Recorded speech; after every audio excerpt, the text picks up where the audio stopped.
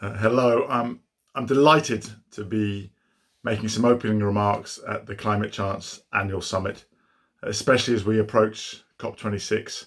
I'd like to thank Climate Chance, Kodatu, CTUD, but also the Senegalese government and the city of Dakar for hosting this virtually for now, but hopefully in person in 2022. It is a real disappointment, I know, for many of us that we're only able to meet virtually. I was really looking forward to visiting Senegal, but as I say, I'm really hopeful that I'll be able to be with you in person next year. I think we've all learnt since Paris that cities are the crucial nexus of different levels of government and pathways on climate change. It's where the most inspired leadership and courageous visionary action is required from both state and non-state actors. So Dakar, as a member of Cities Race to Zero, is one of 9 cities on the African continent who've published their 1.5 degree aligned climate action plans. So let's get more African cities into the Race to Zero by COP26 to show leadership from the continent.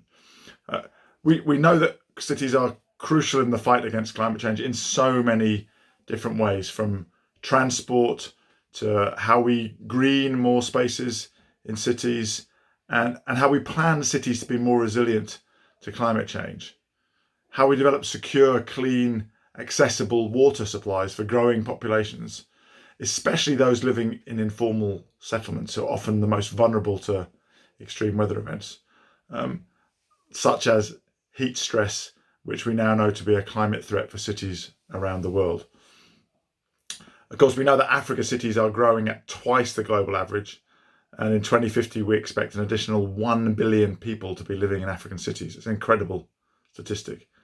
So the need for buildings and infrastructure is only going to intensify. And construction, both planned and underway in Africa, we know that 80% of the buildings needed in 2050 haven't been built yet. So there's an opportunity to build right from today to create green jobs, green skills, green training, and sustainable growth through widespread green building and sustainable mobility in Africa. And to do this, African cities will need to be more proactively supported to enable the right forms of investment. They are seeking to provide quality built environments and green transport routes. For example, recent analysis by the IFC found over $1.5 trillion in climate investment opportunities in sub-Saharan African cities alone, with the highest share, nearly half of that, in green buildings. And of course, it's not only construction that concerns us with cities.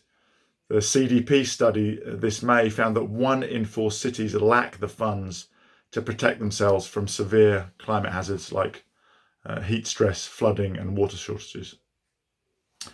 So in this conference, through the COMSA, you'll hear about the Cities Race to Resilience campaign.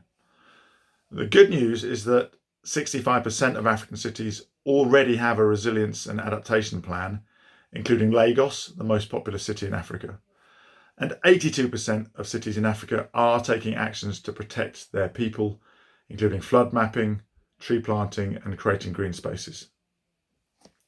What's needed now is the investment and private sector involvement to underpin and accelerate these plans.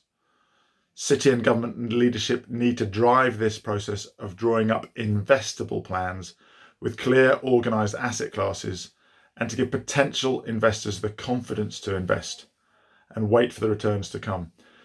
There's great innovation in this space already. In the US, cities are bundling packages of renewable energy to attract pension fund investment, for example.